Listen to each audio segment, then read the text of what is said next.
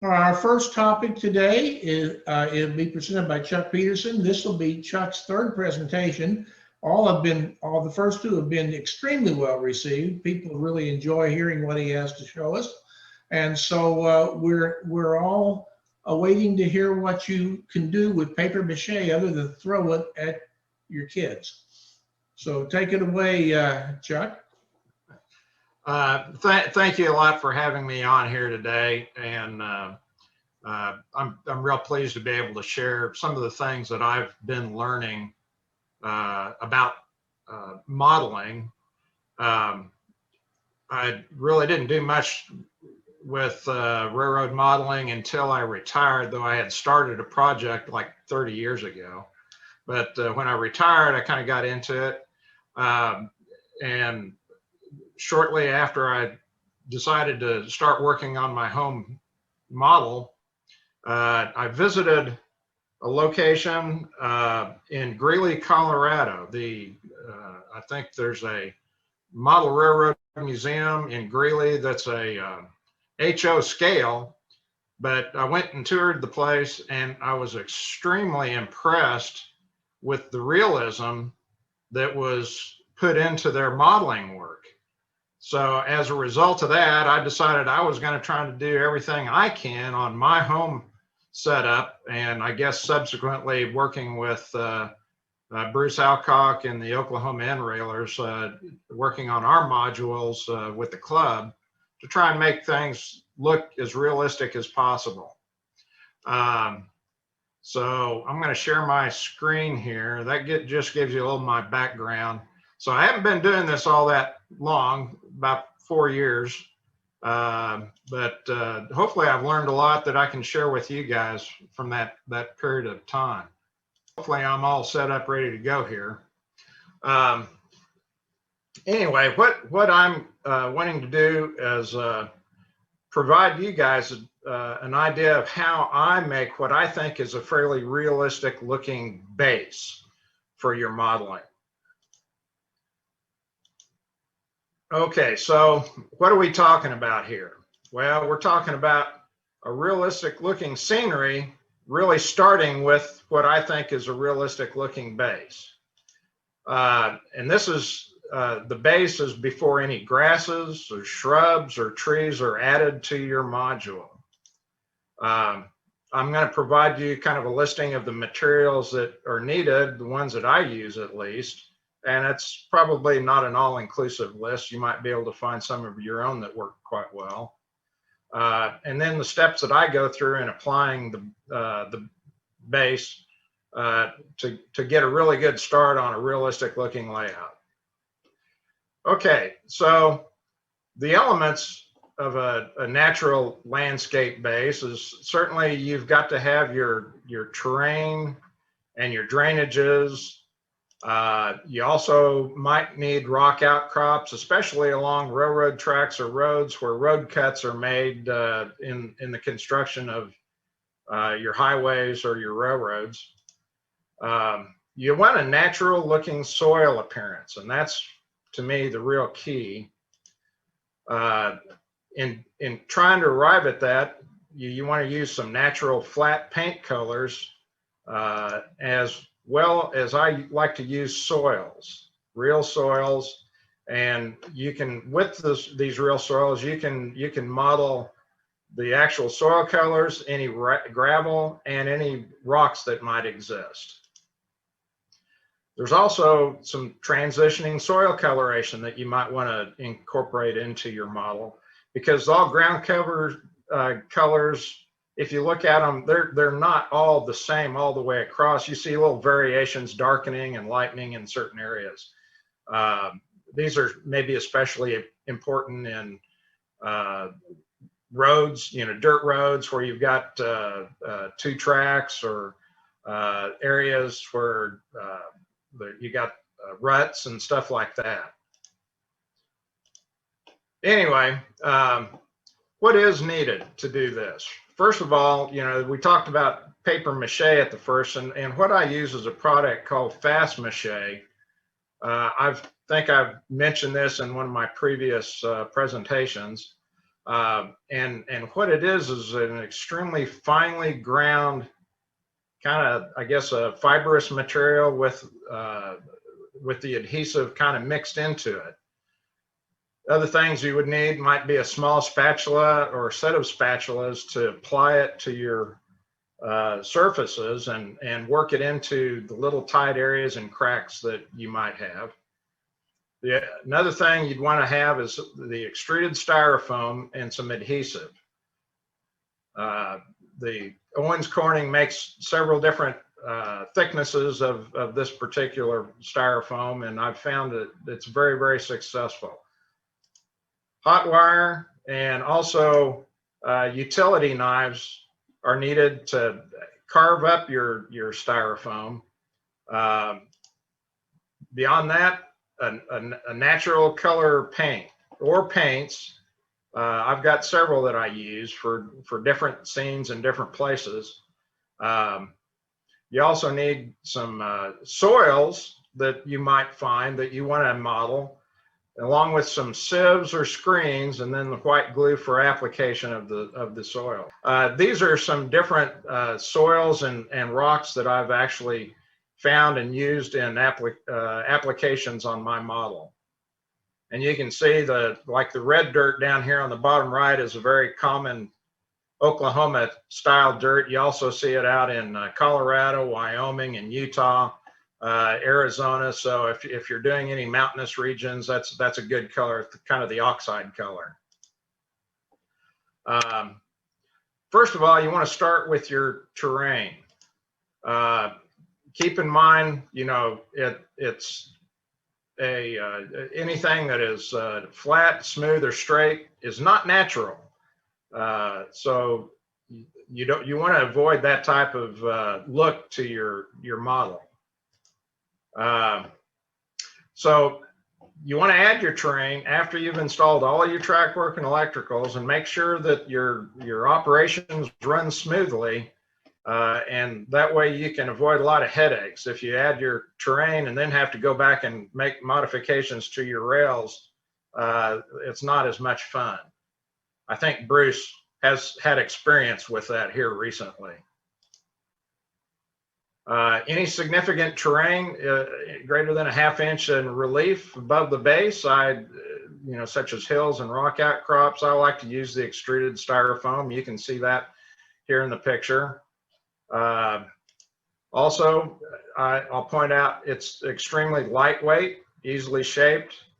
You can carve it with the kind of electric hot knives, or the utility or wallpaper, really sharp utility and wallpaper knives to do the fine detail work, such as working on the outcrops. They can be very, very realistic looking, in my opinion. I've been real happy with the way they've come out looking. And I think at this point in time, I want to reference one of my previous discussions where I talked about the actual carving of the styrofoam for your rockscaping of your layout. I think that was probably about 4 or 5 months ago that I did that presentation. So anything that's under a ½ inch, in my opinion, is probably best made with the fast mache. So your terrain surface, what I like to do is, once I've got my styrofoam on there, then I like to apply the fast mache to all of my terrain surfaces or erosional slopes that might exist, even stream beds. You can see my stream bed running through right here, and I got a lake over here. The pink areas right here are rock outcrops that I'm going to carve using the utility knives at a later point. It provides, I got to move something here, provides really nice bearing undulated surfaces. It's lightweight and very easy to apply. One thing that can be done, I didn't do it here, but if you add some latex paint color to it that you want to have matched your soils, you can do it when you're mixing the fast mache before application, and it works quite well. The other nice thing is this fast mache really does a great job of filling in imperfections and gaps that might exist. You can look up here, I've got kind of a drainage pipe coming out, and I've been able to fill in right along here where there would typically be a gap, and it really fills it in and gives you a more realistic look. Now, one other thing I would like to suggest is that the surfaces that you're going to apply to, sometimes it's kind of nice to rough it up a little bit with maybe a rasp, and that'll ensure your best adherence. Though I will say that just wood face surfaces or the styrofoam that I've applied to, even without roughing it up, the fast mache does a really good job of adhering to that anyway. Next, you want to investigate the soil colors of the area that you're wishing to model. If you've got really a specific area that you're trying to model for your railroad, go out and take a look at the soils that are out there. Look at the colors and see what you can do to try and match that with paints. You can go down to Ace Hardware, and they've got some sample paints that you can get that are flat latex paints that are just kind of test samples, but they come in like a half pint size and are very inexpensive, but it provides an awful lot of paint there for you to paint surfaces for some time before you got to go get a refill on them. Anyway, obtain your flat latex paint in a color that you like that matches your prototype, and then paint all of your surfaces. You can see that I've started working on my rock outcrops over here and here. This is probably carved, but not painted over on the right side of the lake. Over here on the left side of the lake, I was modeling a red sandstone outcrop that you might typically see, like I said, in Utah or Oklahoma. So adding some coloration into the areas, like these are the low drainage areas, is always good to do at this point in time. Though that's not going to be the final look that you're going to have. It gives a good undercoat for you to work from. So then you want to try and acquire some soil samples that resemble the soils of what you're modeling. If you can go out to the area that you're trying modeling and actually obtain some samples, I think that's a great way to do it. Be sure to avoid any surface samples that might have a great deal of organic matter in it. It's hard to say over a period of a long time what that organic matter might do sitting on the top of your model. But you can get some that are just under the surface that are extremely low in any organic matter and still have the look that you're looking for. I have also found soft limestones and sandstones that can be pulverized into a variety of sizes. And one of the things that I did early to do that was that I obtained a mortar and pestle, and I can actually grind up some of these rocks to the sizes that I need. The harder the rock, the more cementation it has in it, the harder it's going to be. So if you can find rock samples that are more friable, I guess, I'm sorry, that's a geologic term, but that means that like they're very easy to grind. If you hold it in your hand, you can almost grind it up in your hand. There's very low cementation factors. Sort your different sizes of soil or pulverized rock using sieve screens. Now, you don't have to use any fancy sieve screens. You can get a lot of, there's things that you probably have around your house that can easily be used, and I'll show you what I've been using. Now, another important thing somebody had mentioned to me some time ago was test for any magnetic materials, any iron type content that might be in the soils, because if you lay that down and somehow it comes loose, it might get worked into your engines or railroad cars because of its magnetic nature. Okay, for soil preparation and sieving tools, you can see in the upper right-hand corner, this is my mortar and pestle. I just beat the heck out of whatever I've got into submission. And then once I've done that, I can actually run it through my sieving, which I've got 3 different sieving screens here. One of them is kind of a coarse screen. You can probably get that at Ace Hardware. This here is just a regular window screen. I think in this case it's one of the nylon type. You can get the aluminum or the metal screens or the nylon screens, and either one works pretty good. But that gives you 2 different size grains that you get to utilize in your modeling. And then the last thing I do is I'll run it through a set of pantyhose that is either tied off on the bottom, and in running it through that and shaking it out, I get an extremely fine dust. And that dust is really what I like to use to apply to the surface of the ground that I'm trying to model. Again, here's some of the soils. I found this is kind of a very fine grain ash. I almost think this is a volcanic ash that I found in eastern Wyoming. Now this is some just regular ground soil that I was able to find. And then over here is the kind of the Oklahoma dirt that we like to use on a lot of our models here in Oklahoma City. But these are, very soft and friable. Again, you can work them in your mortar and pestle to get very fine sizes. Again, try and find soils that are below the surface to avoid any organics. Okay, once I've sieved my samples, you can see what I came out with. This would have been the soils that passed through the pantyhose. Stuff that didn't pass through the pantyhose but goes through the window screen comes out looking like this.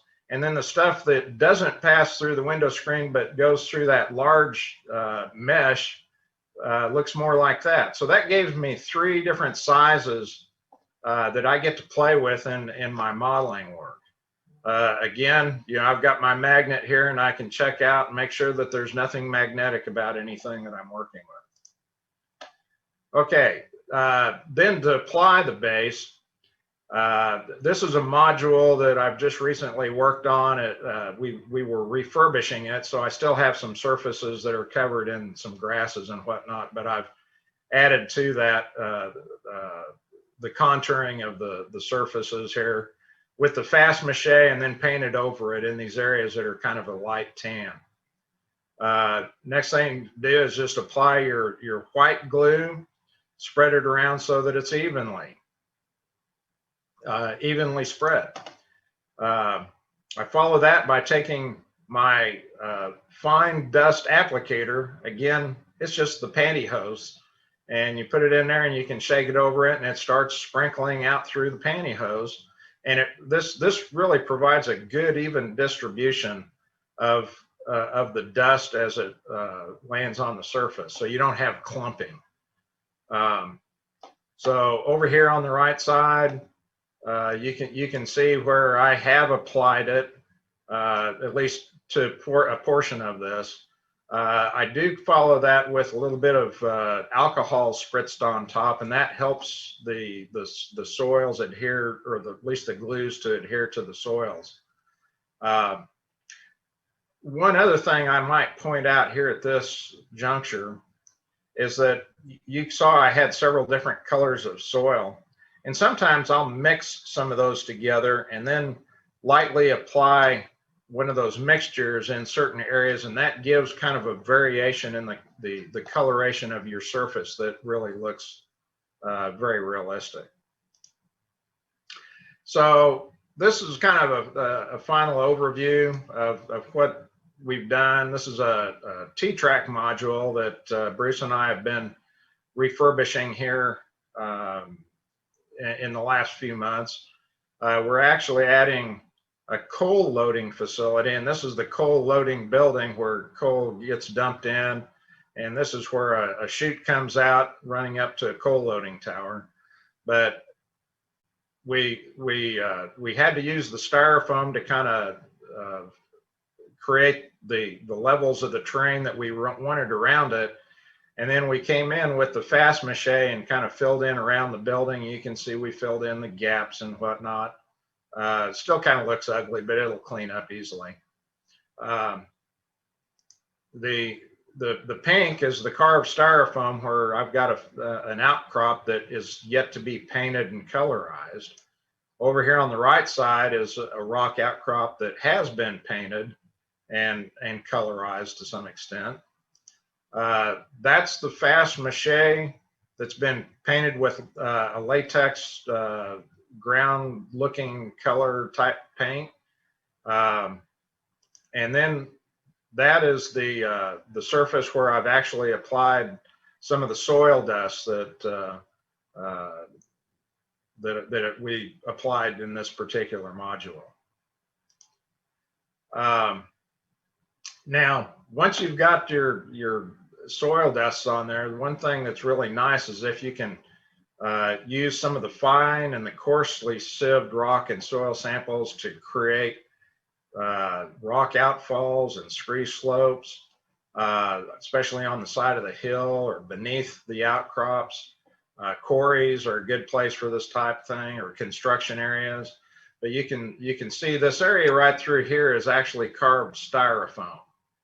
And then I've got fast mache laid down in through here to create kind of a scree slope that comes off of there, painted, applied the dust to it, and then I've actually added the fine and the coarser grain rock samples that I had, and you can see that gives a pretty good looking scree slope that comes down off of this hillside. All that is also easily applied with white glue. Again, the alcohol spritzing helps the glue distribute and helps the rocks adhere to the surface. I threw this in because I think it's pretty cool. If y'all ever do any coal mines or coal mine operations, or maybe you've got an old steam engine that's got a coal car on the back of the engine, and you want it to look more realistic, you know, I actually have been able to find some actual coal, and you can see it's been ground up to some extent, but it can be ground much finer. It's extremely lightweight and can be sieved in the different sizes, just like the soils that I showed you. In fact, the dust that you get off of that, if you want to make an asphalt road, it does a pretty good job of making an asphalt road too. So essentially, that's what my presentation is. I thank you for listening and paying attention, and I want to wish you all good luck with your projects, and hopefully this will help you make better looking modeling. Thank you. Thanks, Chuck. I appreciate it. Enthusiast George Johnson is the, I think you're the president of the N-Scale Enthusiast. I'm something. I'm not sure what. Chief cook and bottle washer, maybe. Hi, everybody.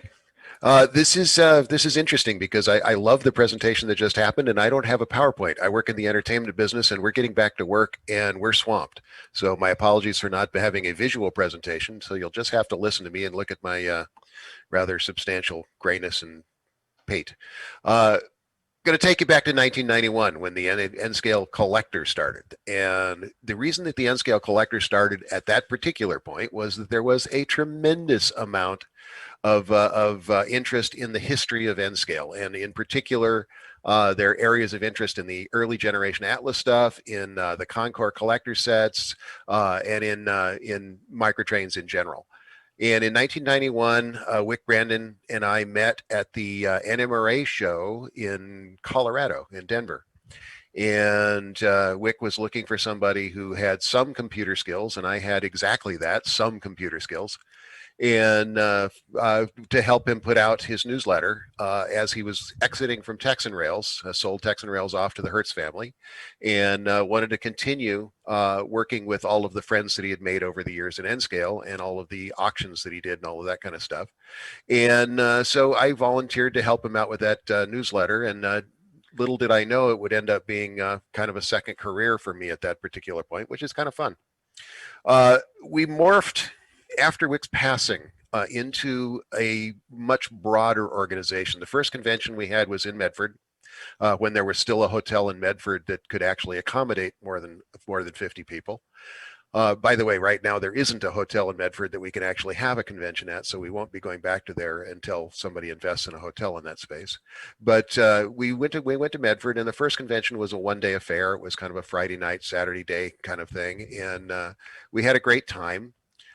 We met a lot of people, and there was some interest in having something other than the NMRA conventions, as N-TRAK was actually at that point kind of falling off their east-west strategy. So we kind of decided that we should pick up the ball. And that became one of our three major thrusts.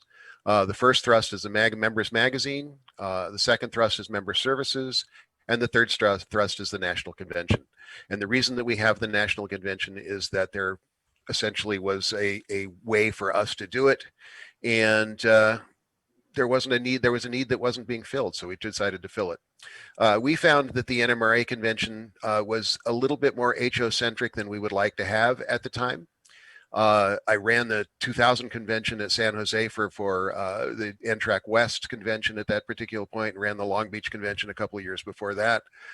And we found that we were not as welcome as we could be in integrating our form of convention, which essentially is running trains, talking about trains, trading trains, jumping up and down, and that kind of stuff.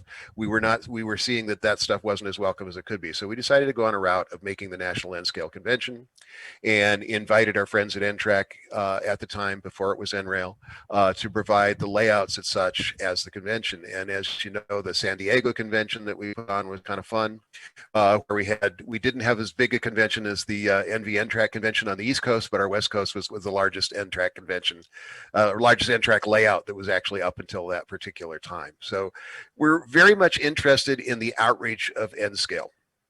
The T-TRAK developments and the way that N-TRAK actually is working out in the field, and the way that now the One-TRAK and Fremo N and all of that stuff, and an outreach to the public to show what can be done with a model railroad is truly amazing. And we support that as much as we possibly can, not only with having a open to the public show at our conventions, but in supporting efforts that teach kids how to be model railroaders. Right now we're supporting the pizza box layout function in Salt Lake, which was an outgrowth of our convention there. And we've got a youth program that we're running in Philadelphia, which is an outreach of our convention in Lancaster, Pennsylvania, and all of that kind of stuff. So that's what our public face is. What our face is to the members is a different face altogether. We believe in N-Scale being the finest of the model railroad scale. We don't proselytize against any other scale, but we do everything we can to support our scale. My personal opinion, since I come from a large layout background, I'm a member of Belmont Shore, a founding member of Group 160 in Burbank, and a member and a associate of the East Valley lines in Glendale, Burbank, Los Angeles area at Griffith Park. I like large layouts, and my favorite thing about N-Scale is the fact that you can model a proper relation between long trains and scenery. And so we promote that as much as we possibly can within the group. But there is still and will always be a faction that likes the history more than they like the actual operation. And our definition of a collector at the time was anybody that had more trains than they could actually run or put on a layout at any time, which pretty much covers every N-scaler I know. So we tried to make a magazine that covers the history of N-Scale, that covers things like we did, one of our most favorite articles that we've ever done was a history on the big power of the Union Pacific. Covering all of the everything from the Challenger through the 3-unit turbines, including the U-50s and U-50Cs of the large power that actually work the Wasatch. And we also do things where we do every collector set that Concord put out, Fubies though they may be. And do history on the first generation of Atlas. George Irwin from his UMTRR writes a in-depth review of a particular car release every issue of our magazine. So we do like history of the sport, if you will. And our conventions always come up with something like that, and people are asking me all the time how we decide on where we're going to put a convention. The basic way is we have a 3-zone rotation. We go east, west, and central, and we follow that rotation as often as we can. And we're always, and the things that we need for our conventions are some sort of train-related activity. We like train rides. We need layouts that we can go tour. We need a good local host, and we need good layouts that can actually be set up at the convention, because we like to have the aspect of that, and we find our membership really likes that as much as they like doing anything else. Our auction participation is just for fun at this particular point. We don't see the large numbers in silly microtrains things that we used to, but that stuff is still there, and the historians are still looking to complete their set and all of that kind of stuff. So we do continue to have that activity. We also have recently added silent auctions to the area, where people can bring a box of track or a box of junk and try to sell it in a silent auction situation, and it works out well. And at the conventions, the fraternity is really what it is that we want to foster. We have room sales throughout the week. Our banquets are just for fun, and we do a lot of things there. But how we choose that location is having a good local host. So if you guys want to have a convention in your location, and we haven't been there in the last 3 years, that's all we have to do as an offset. And you want to be the host, then volunteer and tell us what's there.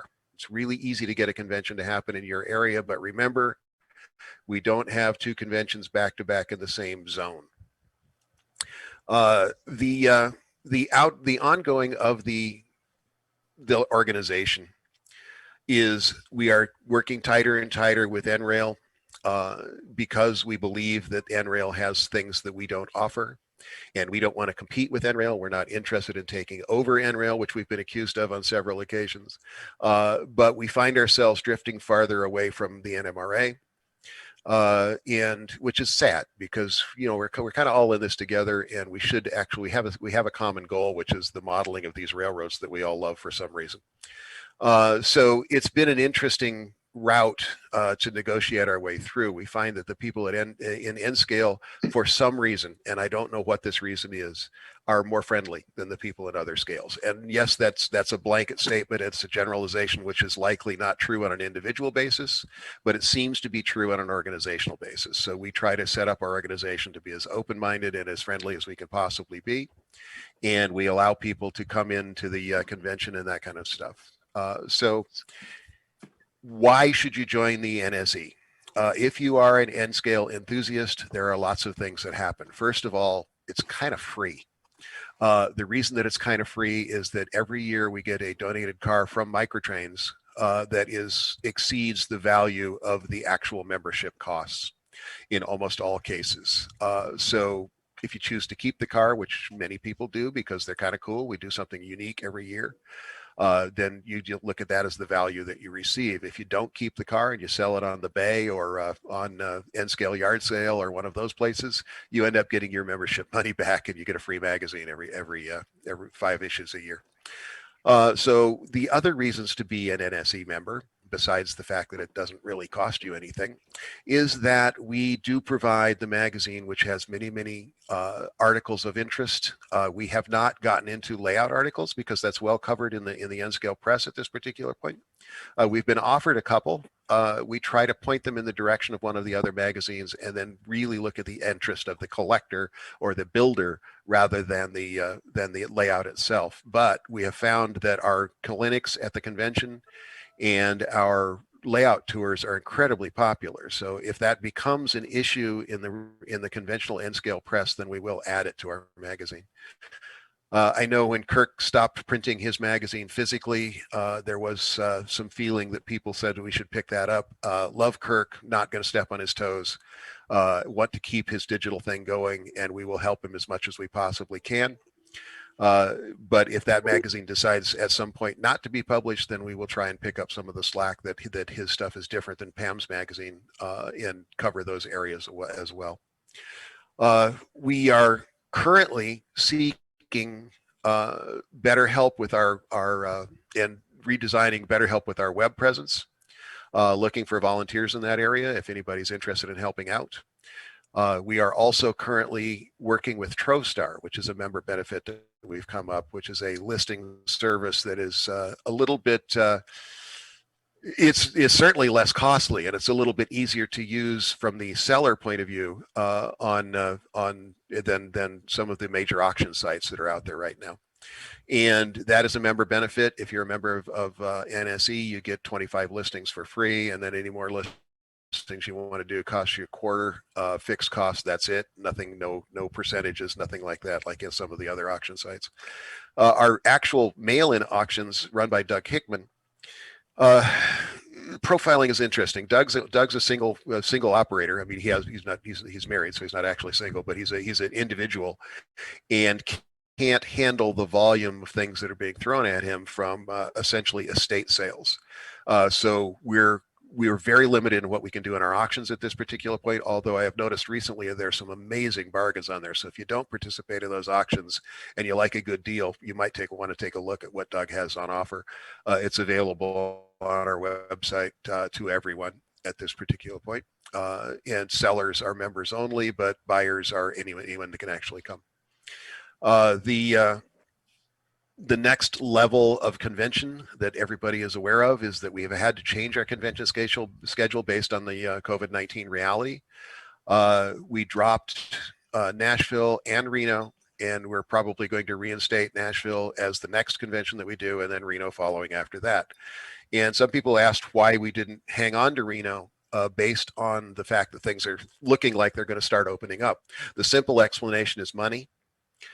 We had an exposure of about $80,000 if we were to keep the convention, if we were to not commit to the convention by January 15th of this year. And if we said yes to the convention on January 15th, we were on the hook for $80,000. We don't have $80,000 that we can actually risk like that. So we chose to say, we don't know what the government's going to do, so we're going to say no, because we're not sure how people are going to come back to that stuff yet. It was a very painful decision to make, and the finance committee made it not lightly. They made it it was a very difficult decision to make, but we had to make it just because we didn't want to risk that there's a resurgence or that people don't want to travel or something like that. So we went ahead and called it and moved our schedule back 2 years, kept the same schedule. So we have made a deal with the Nashville hotel. We're in negotiation with the Reno hotel, but we did not lose $80,000 on not having a convention that way. So I hope you understand that and allow us that sort of change in direction, which is something, again, we took very, very seriously.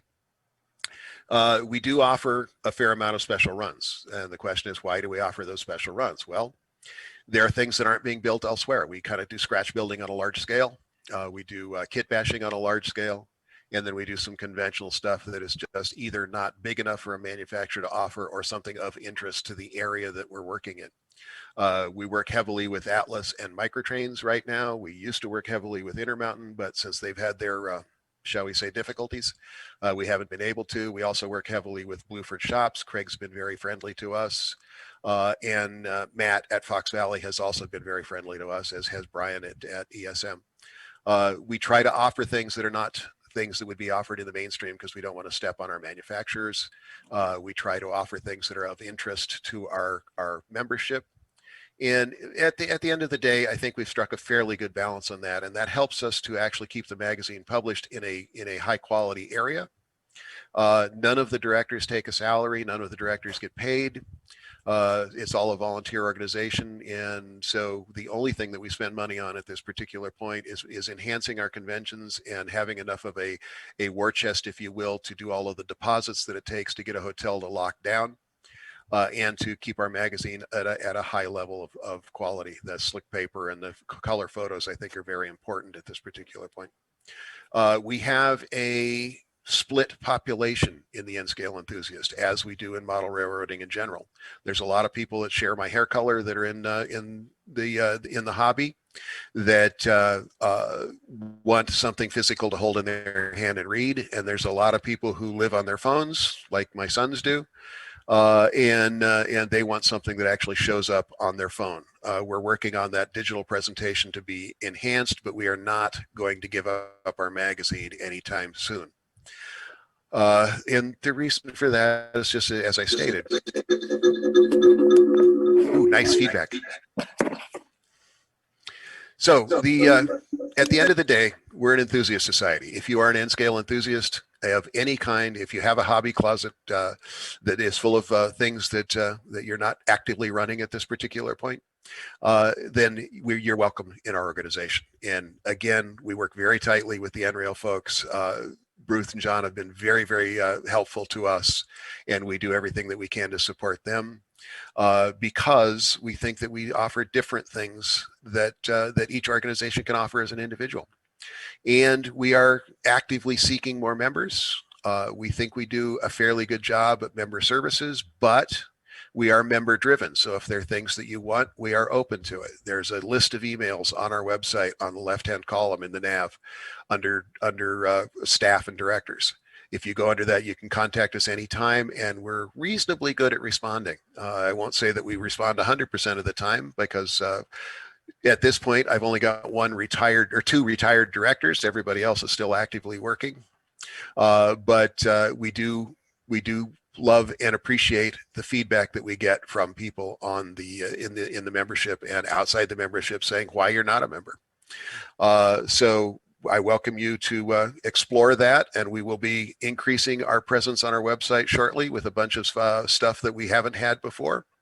And we are also now digitizing all of our back issues, and those will be available as well on the website as they come off the scanner. So thanks for the opportunity to present. NRail, love you guys. Hope that we see you again soon at both Nashville and Reno. Thank you, George. Kent, are you ready to rock and roll? I guess I am. Can you hear me okay? I think we can. So same thing to you. If you're ready to screen share, should be ready to go. And we know it works, don't we? All right. Do know it works, yes. Oh. So this is a presentation I put together about a little over a year ago for a mini convention that was going to be held in the DC area, Annandale in particular, if you know the area.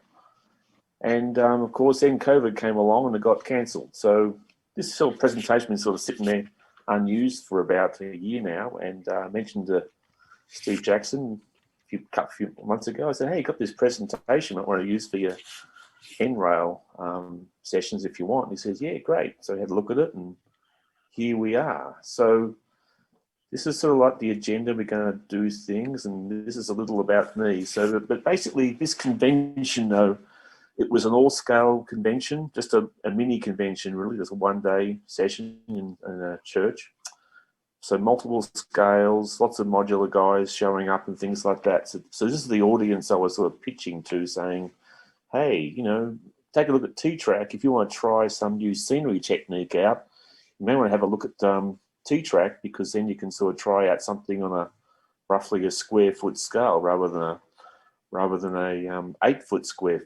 8 square foot sort of sizing, and just to try out your new technique you want to try. So that was kind of the basis of what I did it on, and I'm going to inflict that presentation on you. And I know that most people here are pretty much have drunk the juice on N scale, so I might skip over a couple of slides because of that. But this is my presentation, and a little about me there as well. So my modular background, been doing this since I was a teenager, basically. And this picture to the right, I guess that's right, is a modular that we built back in the 70s to depict a Victorian in Australia station. It was built on 3 hollow core doors in sort of like a not quite a U shape, but more of an angled shape there, as you can see. And I sort of got them bitten by the modular bug at that point, really been doing so ever since. And this other module you see on the far left, it's a group in Boulder, Colorado, Boulder, Colorado Club, of course, and they had a modular system, a little bit different from an N-TRAK. It just had 2 tracks on it, and then of course the middle one is T-TRAK with the Northern Virginia N-TRAK. The other club I've been involved with up until, well, still really involved with them, but I did move house recently out of state, so it could be a little bit difficult to participate. So that's kind of my modular background. I've always been a modular person rather than a permanent layout type person. So choosing a standard, if you're going to do something modular, it makes sense to do it in a group, because I really do feel the fellowship and sharing of ideas and accomplishments is one of the big benefits of the hobby. You really, it's not, you don't want to sort of pick a standard, say, I want to do this particular standard, then find the people who are doing it you don't really like at all. That doesn't work out real well. You'll probably either find you dropping the whole concept or leaving the hobby, or just working by yourself in your basement, which to me isn't that much fun. So I tend to sort of see what the people are doing, and the people, if I like them, okay, go along with them and see what standard they're doing, because I think that all these standards are pretty good. They all have their pros and cons, and would have been happy to do any standard anyone wanted, depending on if the people were good together. I go along with the people there, so it really just depends on what the people are like, I feel, with your standards. So the T-TRAK standard, so going a little bit about this a little bit. I know a lot of people on this call already know all about it, so you can sort of read all about it, but it's a standard, obviously. It suits for multiple scales as well. And I'll talk a little bit about what size of the basic T-TRAK module is there as well. Talk about the wiring a little bit, and just sort of what the base modules are that we're using on T-TRAK. Again, this was done for like a group that probably wasn't familiar with the N-scale T-TRAK module, so just a little description there.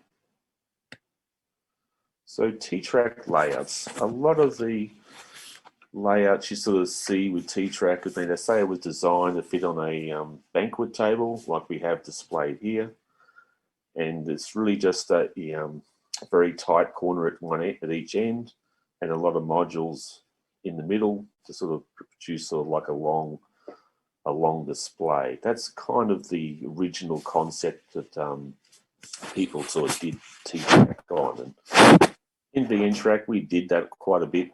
As you can see, these are some recent shows that we did, showing that sort of one or two banquet table approach, and keeping all the modules on that just on one type of table like that, one width anyway. But then junctions came along. That made things really interesting. So you can see here we've got a couple of what have been termed Jackson junctions, and one of your, I think it's one of your committee members actually, has developed this idea of using the combination of a couple of corners and a straight track to build this junction module here. And now we can go into like an L-shaped configuration, as you see here. And you can go, and it just sort of makes the whole thing a lot interesting. And you notice too that we've actually added 2 banquet tables now, and the modules run in the middle of it. So it gives a little bit more safety, I guess, and gives the kids something to put their elbows as well, as you can see. It's just to sort of keep the models and the people just a little bit further away from where we take, because we don't use in N-TRAK any sort of barriers at all between the module and the people. So this is kind of a good setup for us. But this is sort of like the L-shaped layout we're getting to from the junctions. Then we little step further. I think it was in Japan maybe was building these Y-shaped junction modules, which I thought looked pretty interesting, because it's sort of, as you can see now, this module now is at a 30-degree angle to the straight modules over here, and it's kind of like a diamond sort of shape now, hanging off the side of a regular banquet table square layout. So This is just a couple of single corner pieces right here. I think they're 30 degrees each, going off in each direction. And the inside track there gives the inside loop, but the outside track though, it sort of spans off at slightly different angles in the normal 90 degrees on the other junctions that Steve developed, and just gives another more interesting layout shape now than you see normally. And this sort of layout design you can see here is kind of what it looks like from above. A little bit hard to see in the pictures, but we think it just sort of makes for a more interesting layout, that rule, rather than just having something sitting on a single layer of banquet tables like it would be in the middle here.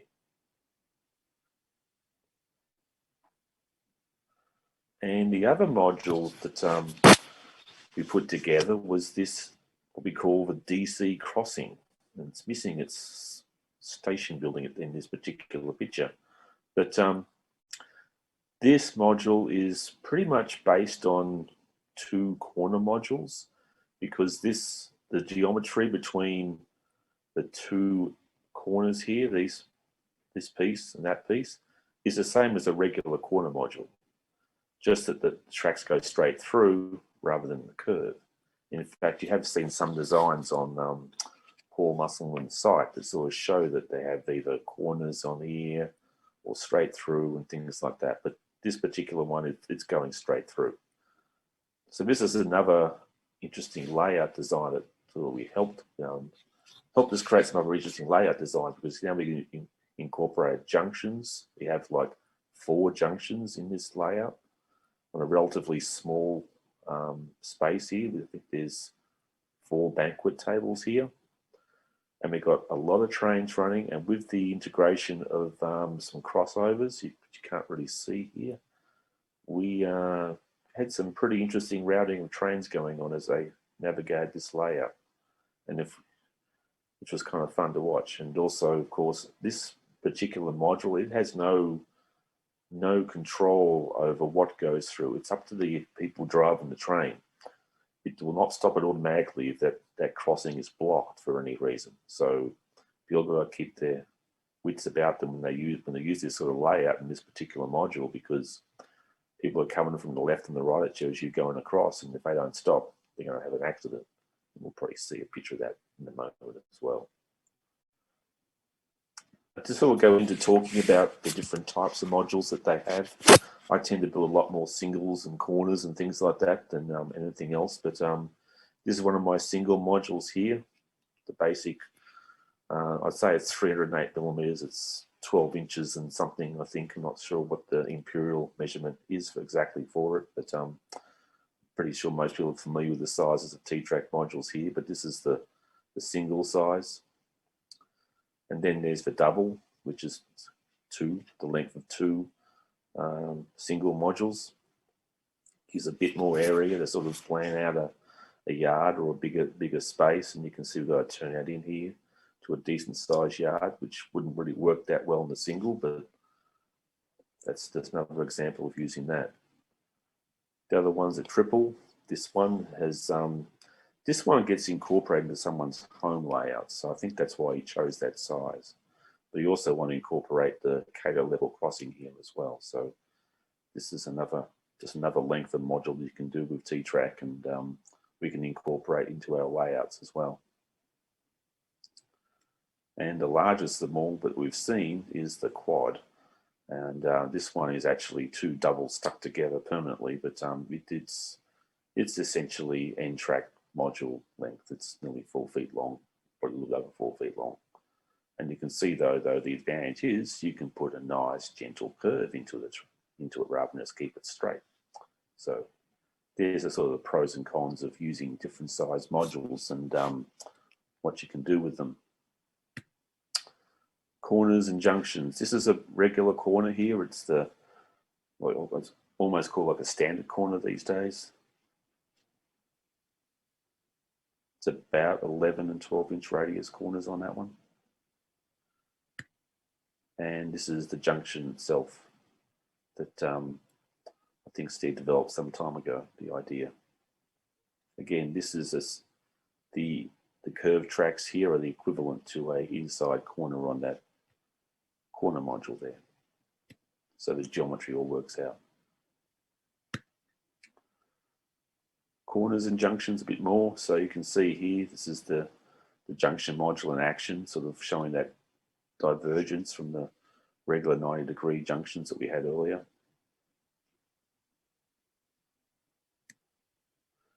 And this is what happens, of course, when you're not watching on your double crossover. But again, this is really just, if you think of it geometry-wise, these two legs here and here are really just a corner, as are these two legs over here. So it's geometry-wise, it very fits in well with the whole T-TRAK concept. I just want to go into the, as again, I was talking to a different crowd who didn't really know much about T-TRAK. Some of these things you've probably heard before, but I'll sort of go over them quickly as well, because I know there's another presentation after me. The track, it's sort of pretty much, what are the issues and benefits of T-TRAK? So the track are the issues and the size, but then again, at the same time, they're both benefits as well. But I mean, the track is very robust. Even though it looks, some people say it looks a little toy-like and a little too plastic when you get out of the packet, but then you're all modelers, you can do things to fix that as well. And people say the size is too small. Well, that's can be an issue for some people, but can be an advantage as well. You can just really focus on roughly 1 square foot of scenery work to do or buildings to make, so you can get something done in a very quick amount of time. So what's up with the track? It looks bright and shiny, but you can ballast it. Yes, it's high above the baseboard, but you can raise the baseboard.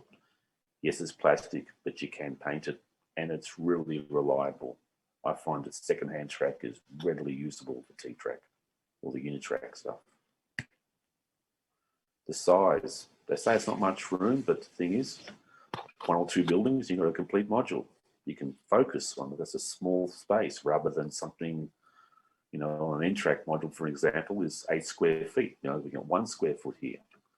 You don't need to shape a lot of foam or make a lot of mess, depending how you look at it. You don't need much scenery or static grass to use it, and it's not going to. You don't have to worry so much about the weighty scenery. Sometimes you want to use plaster, go ahead and use it. There's not enough of it there to make the thing heavy and unwieldy. So it's just a lot of advantages to it as well. Build or buy. So there's lots of manufacturers out there making these laser cut plywood modules right now.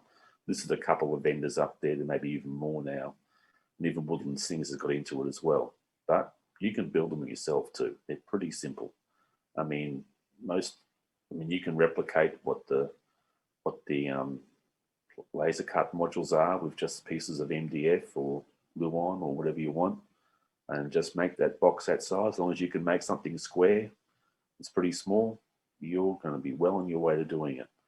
In fact, there's actually 9 different do-it-yourself methods on the T-TRAK wiki.com that you can build modules from. I've used foam board. Haven't used corrugated cardboard yet. I've used a deck tread from a outdoor deck. I've started using some twin law plastic sign material as well, but these are all great materials you can use to make a T-TRAK module. They're pretty easy to do. Just got to be accurate and be able to build a square box. That's the key part. And this is a quick sort of overview of what a basic module looks like using MDF, I think in this case, Luan in this particular example. So if you've got the ability to cut up these sort of sizes, you're well on your way to getting there. And you're not talking a lot of length here as well. I don't really use any power tools or modules at all, other than a power drill. And cut them all out by hand. Another technique is to use 3x1s. This is another one that's published on the wiki.com for T-TRAK. It's basically use a couple of 3x1s with a plywood deck, MDF or plywood deck, you can see here. The open framework I thought was an interesting idea too, because that allows you to do landscape below the roadbed. A lot of the module kits, I noticed, there wasn't that many opportunities to go below the deck too easily. I think they've changed that now, but this is another way you can get under under the baseboard pretty quickly. And as you can see, it's really just 4 pieces for a baseboard, plus an extra bit up top for the track, and you're off to the races. You've got yourself a module. This is one under construction here as well. Another module technique that is really quick to make is what they call a plank module. And everything there goes well above the road bed. In this case, I used a deck tread from a church project we're doing for a lady who needed access to her back door, and her deck there was falling to pieces, or the stairways were falling to pieces. So we built some new stairs and a little deck there for her, and this was an offcut. And which should be said more often too, is that you can build T-TRAK modules from offcuts pretty easily too. They don't need really new lumber a lot of the time. So this deck was a little over 1 foot long. I had someone cut it down to me the right length. So it's 308 millimeters long. And then had to basically build up the scenery to make this. So I know you sort of heard Chuck talking about how you sort of lay your track first, get the electrical right. It doesn't work in this case. I had to actually build the scenery essentially first, then lay the track, which I thought was, just a little different way of doing things. And this is actually the inspiration for that module. This, I believe, is Defiance So High. I was sitting there wasting time one day watching train videos on the computer, and I just sort of saw this. They came to this particular location, and then the train sort of burst out of the trees, ran across a bridge, and disappeared again. So I loved that. So I tried to recreate it with my module, which, as you can see here, when you get down to eye level, these trees sort of hide the train as it comes across the module and comes across the bridge and then disappears again. It was worked out quite well. Foam board. This is my first module I built. I feel like I'm always constantly moving, but it's not really true. But I was moving out from Colorado to the DC area, and sort of knew about the NVN track and the T-TRAK idea and things like that. And so I built this on the kitchen table before we moved out of foam board. I mean, it was really easy to make: ruler, knife, PVA glue, and the foam board, which was really just the Elmer's project board, very similar to the Gator board and the other board that was mentioned earlier. But it's really just for projects. It's nowhere near as durable as it stands than the Gator board that was talked about earlier.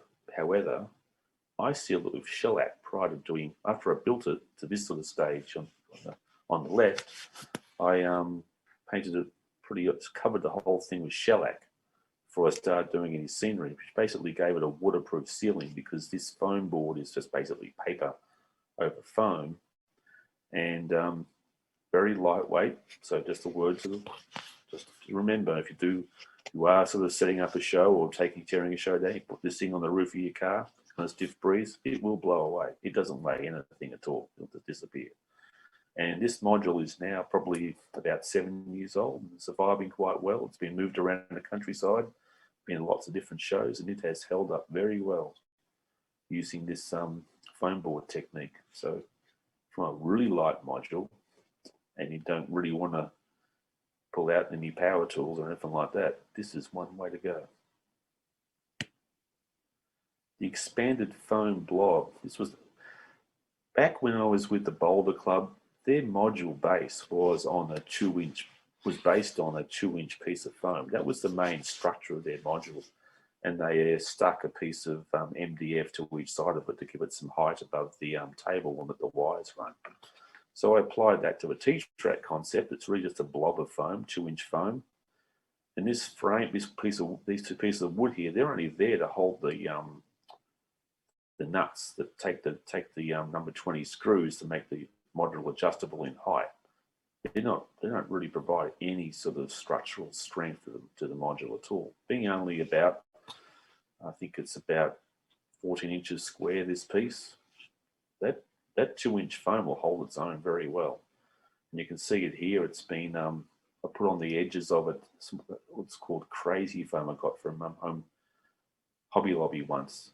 And it just sort of protects the foam, because the foam is sort of susceptible to being dinged up and things. So it's not painted black here yet, but once it was painted black, it was you couldn't really tell it was wood or Luan MDF or what, and it stands up very well to the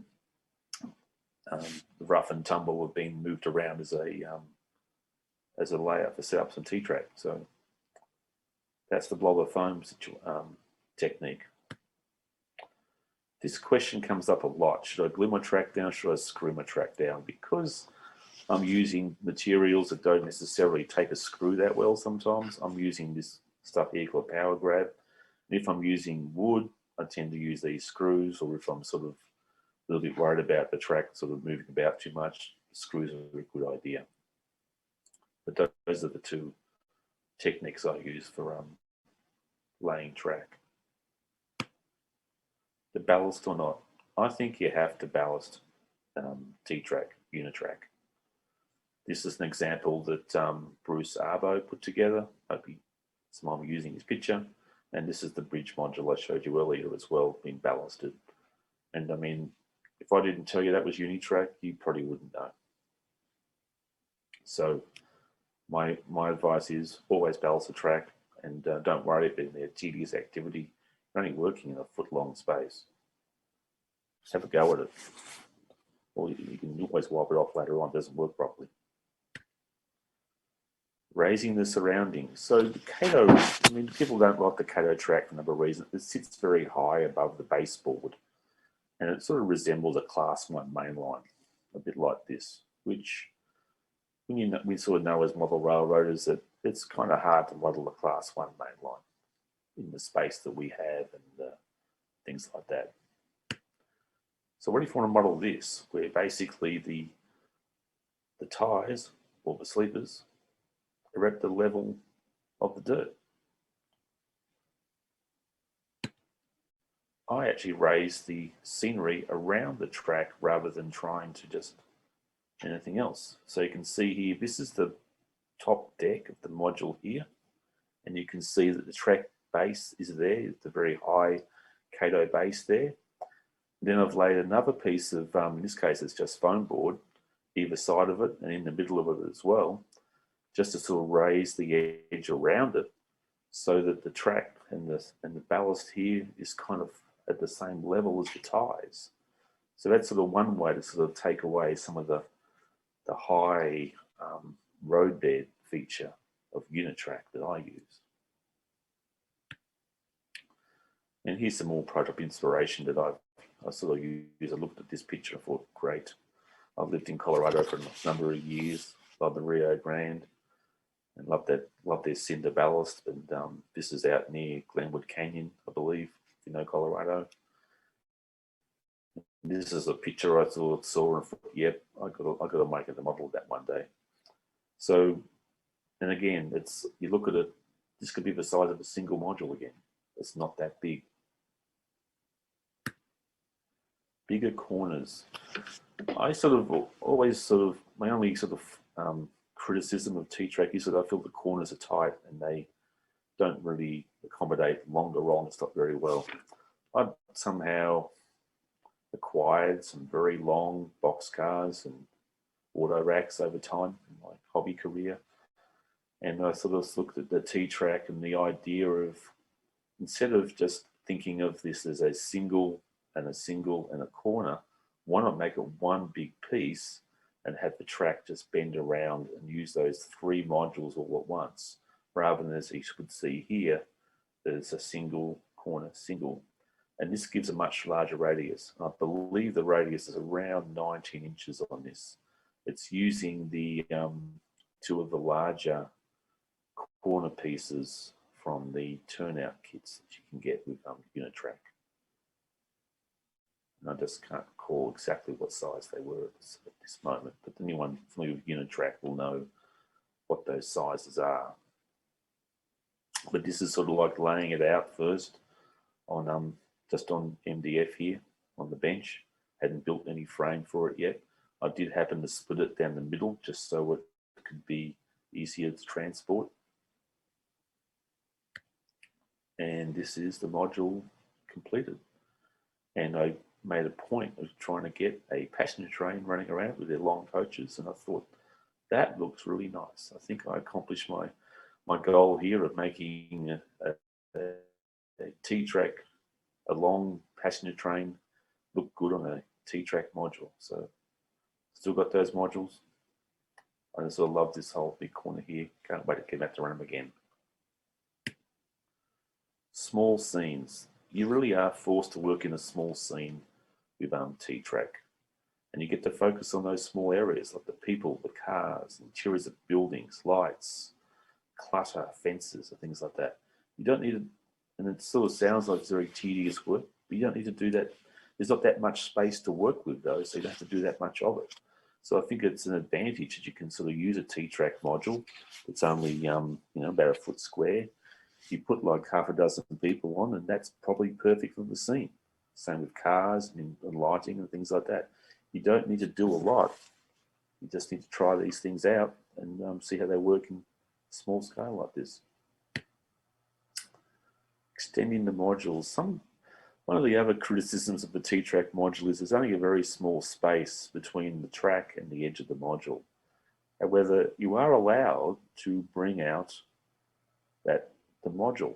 In this case, you can see I've pushed it out about 2 more inches from the normal setup. It's still a regular size module, it's still a single, it still sets back as far as most other modules.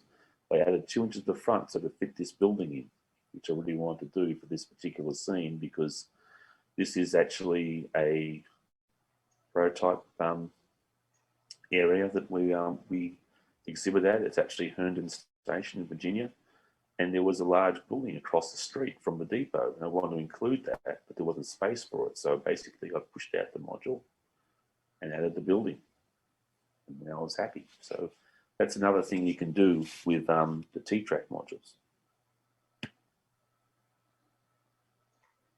Again, sort of getting into doubles, triples, and quads again, you sort of know what those are all about in this group, I'm pretty sure. And this sort of goes into how you calculate the different lengths and things, which is pretty well documented in various places I'm sure you have access to. Module sets, you don't need to build them as standalone items. I tend to do that, but people, in this case Steve Jackson, has sort of built a 3-piece setting, or sorry, 4-piece set that he uses, and it sort of fits together as a set and works really well. Junctions, talked about junction quite a bit earlier.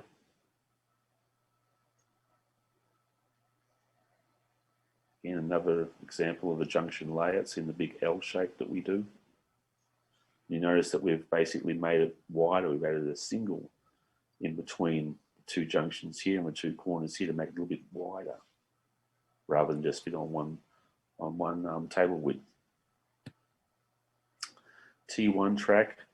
This is where we use sort of like a variation of the junction module and create a single track on a few modules.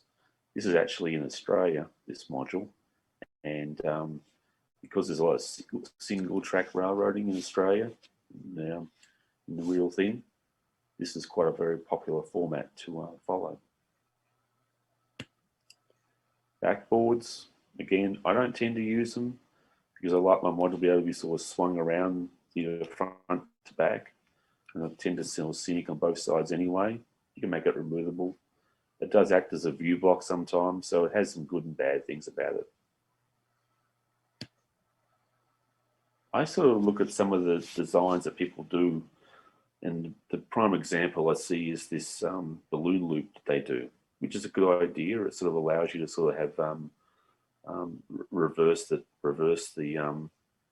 direction of the train without really having a large loop. But I always sort of wonder, why not just, it's a modular concept, why not just exploit it? Because if you sort of look at this design here, this is just really 2 standard corners on the edge here. You could just add 2 of these together and make that piece. And then all you have to do then is make this piece here. And we're all getting a little bit older, and these modules are getting harder to manage.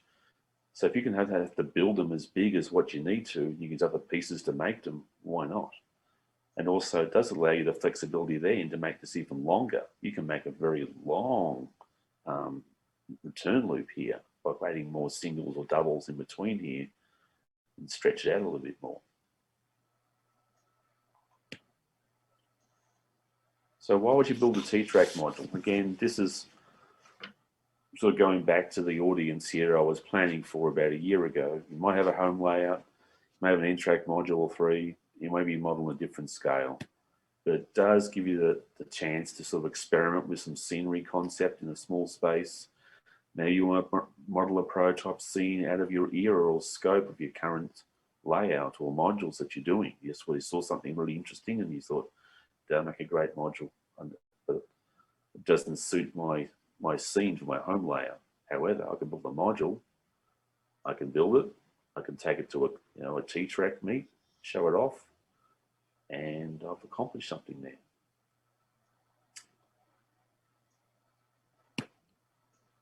And here are some links that I use.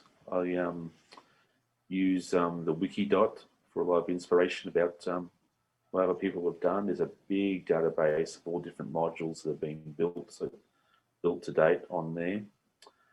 And the other one I really like is the T-TRAK handbook that Paul Musselman puts together. I really like that site as well. And of course, there's ttrak.org, which is looked after by NRail. So those are 3 different links that I tend to use. Questions? I can take those. I think we'll hold questions till after we get Dean's presentation done, if you don't mind, Kent. And I'll stop sharing as well. All right. Well, we'll move right along. We're running a little long. Kent, Dean, let's try again, see if we can make this thing work. All right. Oh, I think this is looking good. I hope.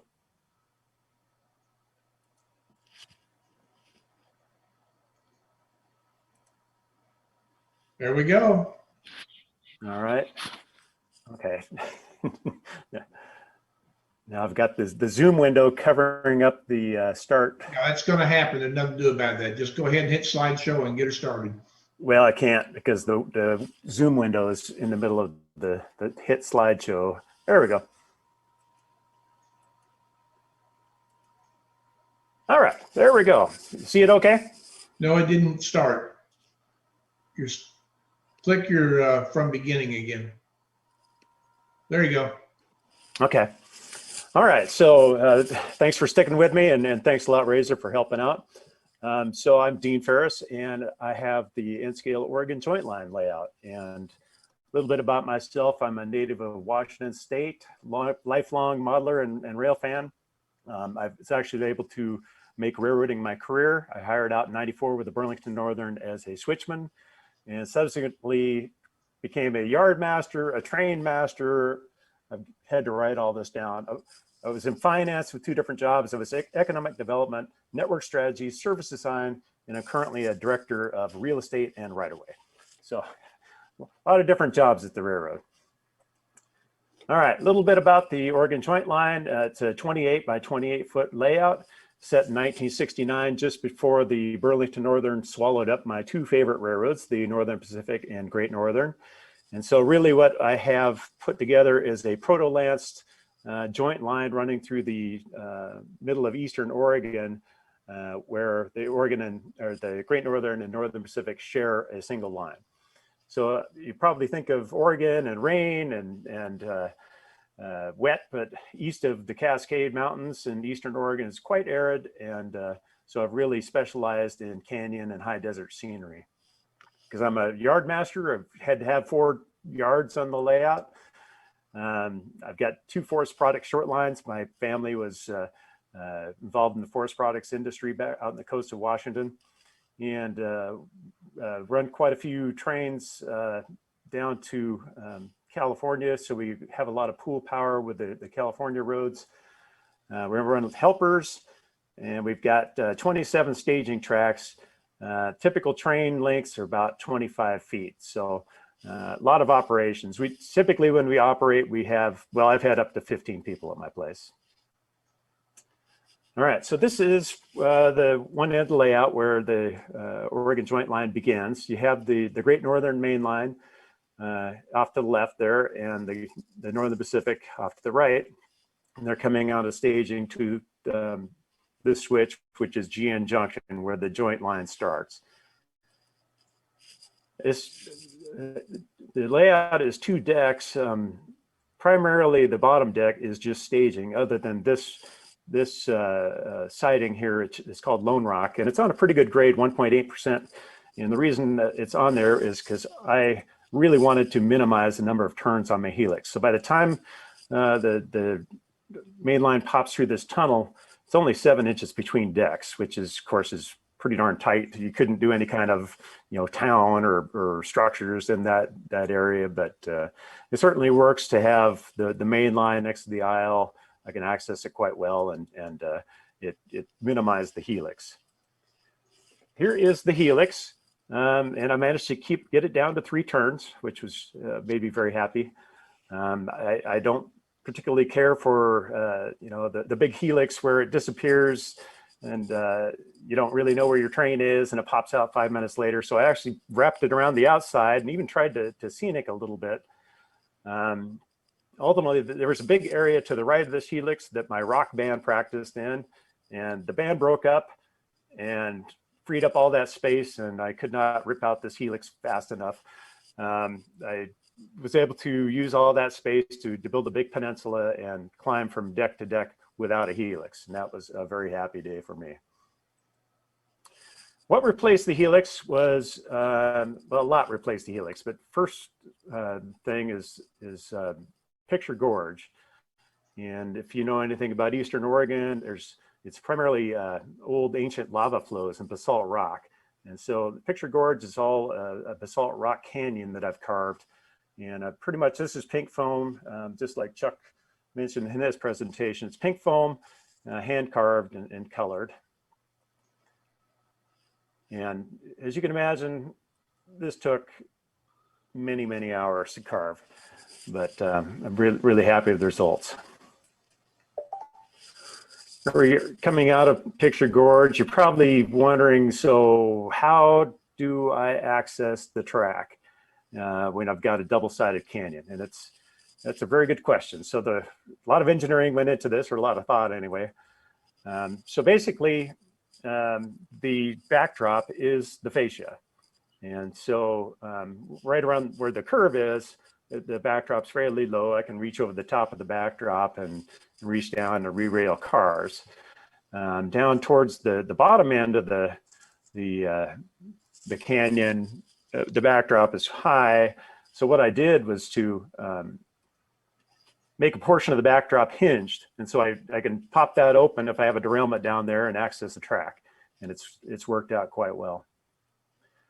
And we're continuing uphill out of Picture Gorge. If you look up on the upper right there, that's the end of the Oregon and Northeastern Railroad. That is a forest products short line that I've added to the layout. It runs from the log loading site at Canyon Reload down to the mill complex at Scanlon. You can see the Oregon Joint Line main line across the river, and these two lines run parallel for quite a distance. That is the South Fork of the John Day River in the middle there, and that is a 35-foot river.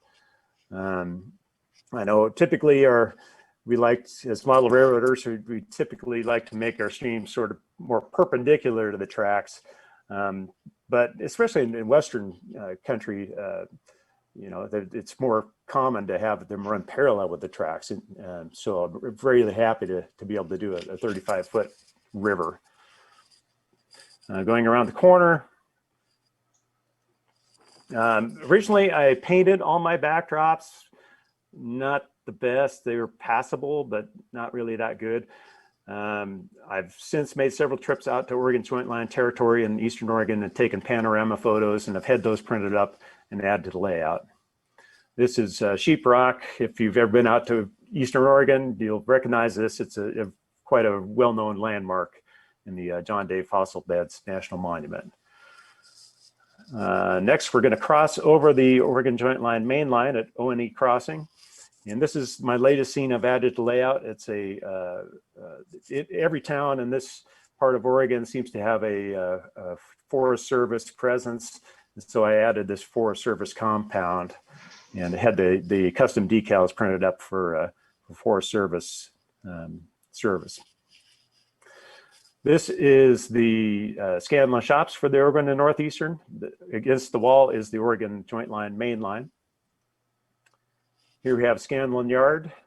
The buildings to the left that's going to be a plywood mill complex. It's sort of still in process, so some more work to do there. This is the log unloading area. The logs primarily feed the large paper mill. And it's pretty much your standard Walters Superior paper. I've added some additions though, like the chip pile and the pulp digester tower. Going around the corner, next up is Big Monument Industrial Park, where we have the pig ramp, the fruit warehouse, and Team-TRAK. Then we have largest yard in the layout. This is Northern Pacific's Monument Yard. It's got a capacity of about 200 cars. You can see the main line still up against the backdrop with the Great Northern train passing by on it. That's about the typical size of train we run, about 25 cars with 2 or 3 engines. Other end of Monument. Here's a couple buildings that I've scratch built in the last year if I've been working at home. The yard office and the car shed at Monument. I've got some further work to do on the loco servicing facility. And around the next curve, and this is Great Northern's Dayville yard. It has a capacity of about 120. And during an op session, the Great Northern Yard Master and the Northern Pacific Yard Master interact a lot, and typically they kind of like to stick it to each other and make it difficult for each other, which is all in good fun. A lot more to do on the industries in this area. It's the portion of the layout that's most unfinished, but this is one of them that's actually pretty well done. The other end of Dayville Yard.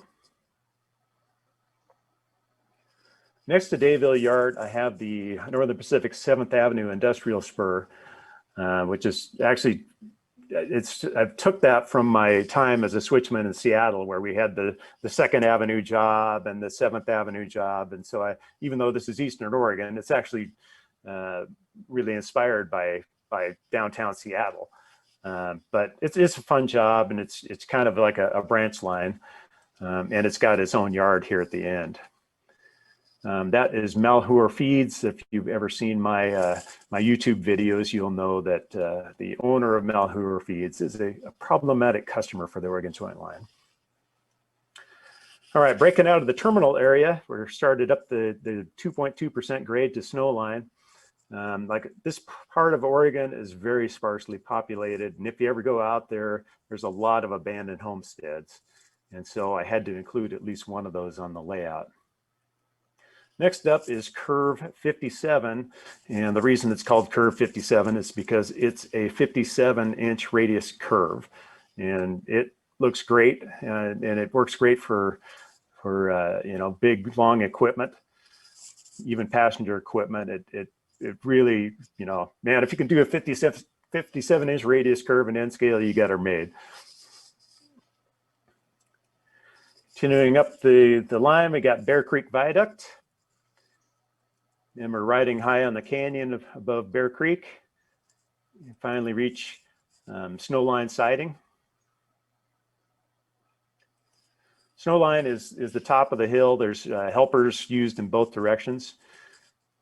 And this is one of the latest additions I've made to the layout is this Snowline Ranch. And of course, those of us in N-scale know that one of the great things about it is you can actually build a ranch that really looks like it covers acreage, unlike some of our efforts for our larger scale brethren who would put a barn on a lawn-shaped space and call it a ranch. So popping around the corner, it's the south end of Snowline siding. That's a helper crew shoving a Great Northern train up, meeting the Northern Pacific's West Coast Limited. And heading down grade, we come to Yellow Jacket Lake. And this is a ballast pit at Basalt. And we run quite a few work trains out of that. It's kind of fun to run those work trains. It's like an unscheduled local that can do whatever we need them to do. This is another ranch scene at Basalt. And the crossing at Basalt Ranch. You can see some of my painted backdrops still in place there. You can see they're fairly primitive, but they're I guess passable. Immigrant Creek Bridge. Next, we enter the town of Immigrant, and this is actually an in-scale architect kit. That lumber mill, and you know, again, because we're in in-scale, we can actually do large scenes where we make a reasonable representation of the log yard and the lumber loading facilities and everything. And it's pretty busy place here at and pretty busy customer on the Oregon Joint Line. Around the corner, we get to the town of Immigrant. And at the town of Immigrant, we have the Union Pacific, who comes out of staging on their branch line to Burns, Oregon.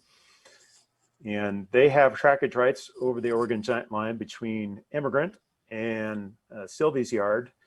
And here we see them, the UP local, entering the siding on the Oregon Joint Line at Immigrant. Downgrade from Immigrant, we come to Immigrant Canyon, another basalt sided canyon.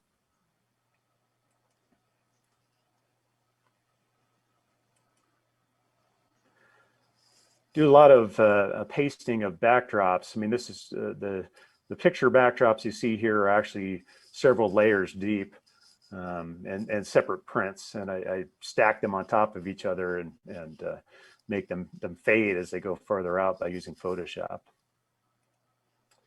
Come around the corner, and here is Greystone Cement, another large customer. And we pop through a big cut. On the other side of the cut, this was kind of a mistake on my part. I was originally going to have a branch line go off into staging, and I kind of screwed up the bench work and didn't allow enough room for it. But I thought it was such a great scene that I kept it as an abandoned branch line. That track to the right is actually now serves as the yard lead for Sylvie's Yard.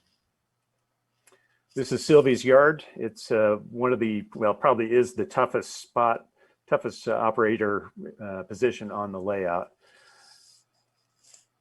Other end of Sylvie's.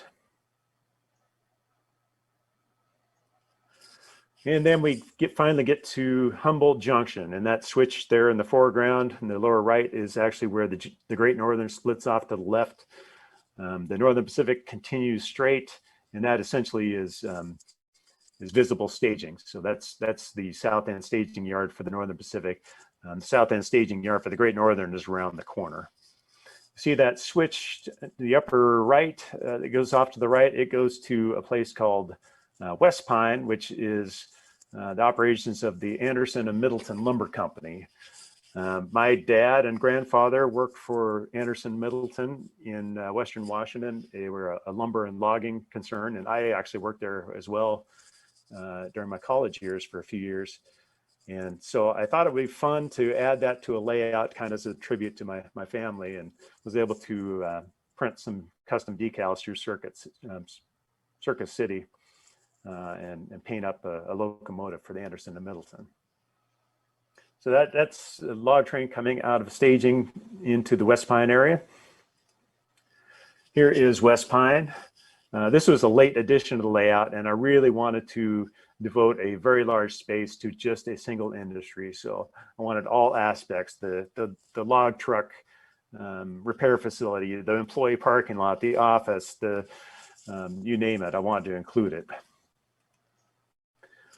I scratch built these 3 buildings. You got the major mill structure with the green chain. We got the drying kiln is that silver structure, and then the corrugated sheet metal building is the shipping shed. And I'm not real proficient in scratch building, but as you can see, I can do square buildings with slanted roofs pretty well. There's the close-up of the entrance to the mill. And a little bit drone view of the lumber loading area and the log truck parking and the office with parking lot.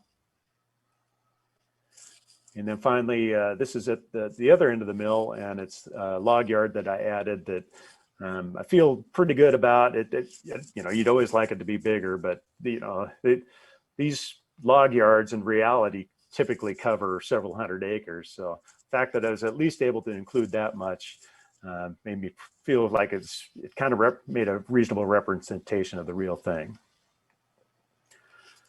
All right, so that is pretty much the layout, and certainly appreciate your attention. And those, I know there's probably some of you who are watch my YouTube videos, and I certainly appreciate that.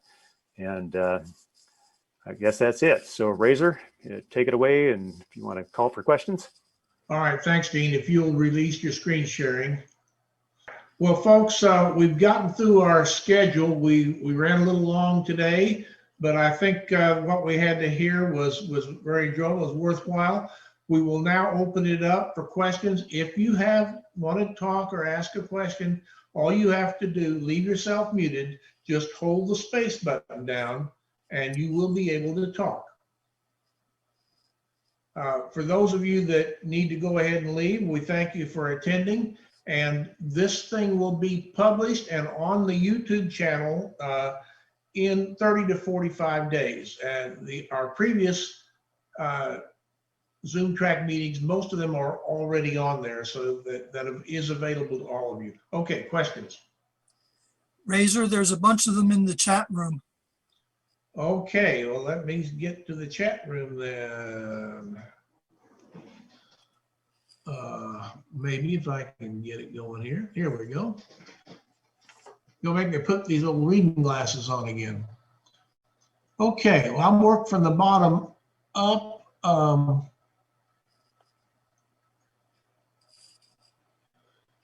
Question for Dean, is a chip pile solid sawdust, or is there a foam underneath? Or is there a foam underneath? Yeah, there is foam underneath.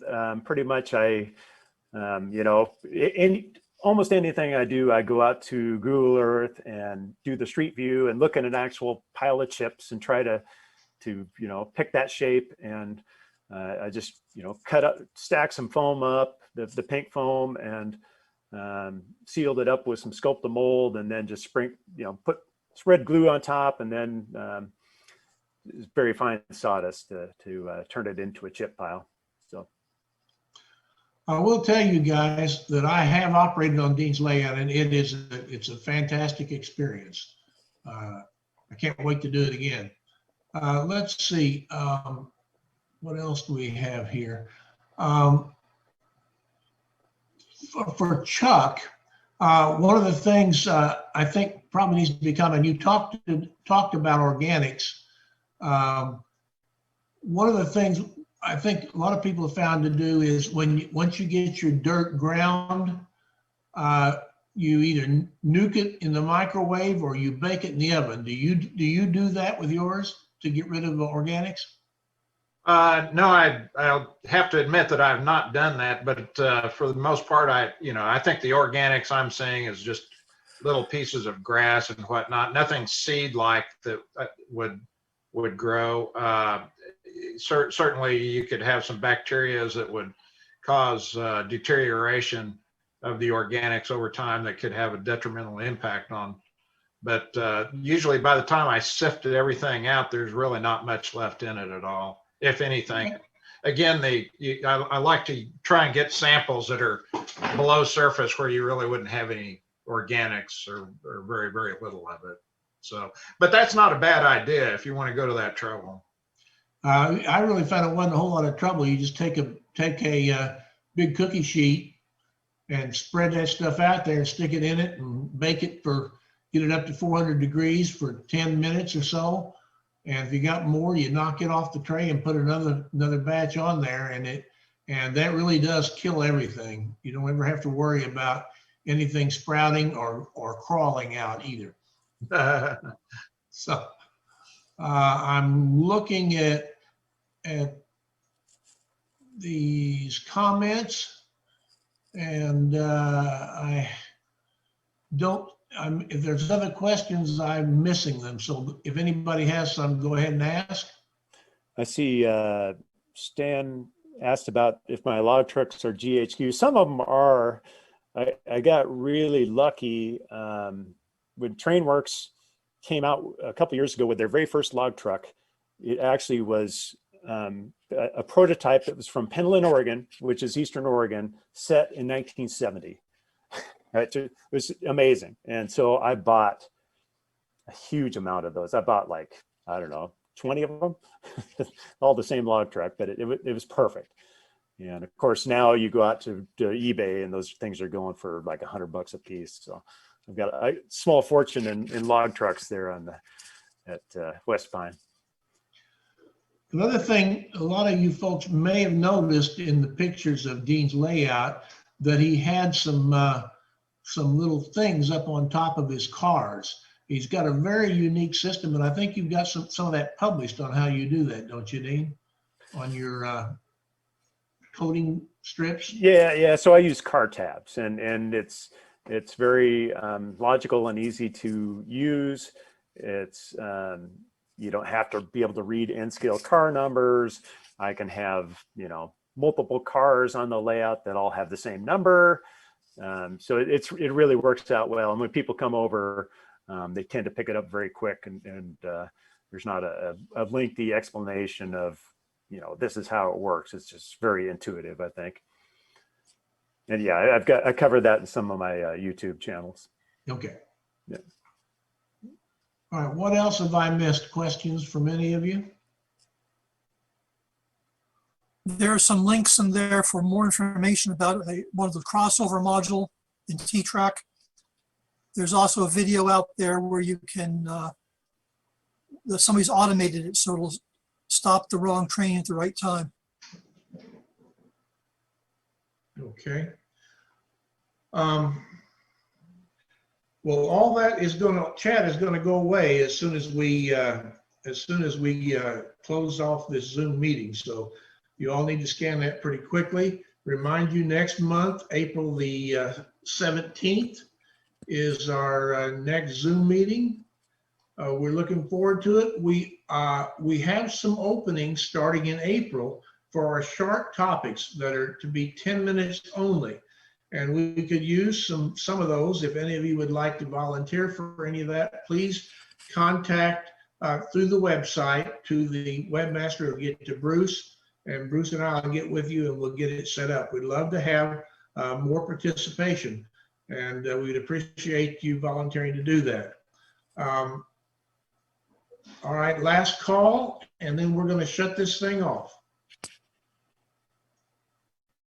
All right, hearing nothing, thank you all very much for attending this month's meeting, and we will see you again on April the 17th. Steve, don't forget Yes? don't forget the poll. Oh, yes, we've got Bruce's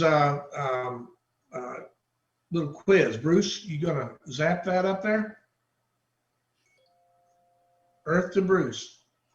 No, there's no poll. No poll? No poll? No. Okay, then we're done, folks. Thank you all very much. Hit your leave button and we'll see you next month.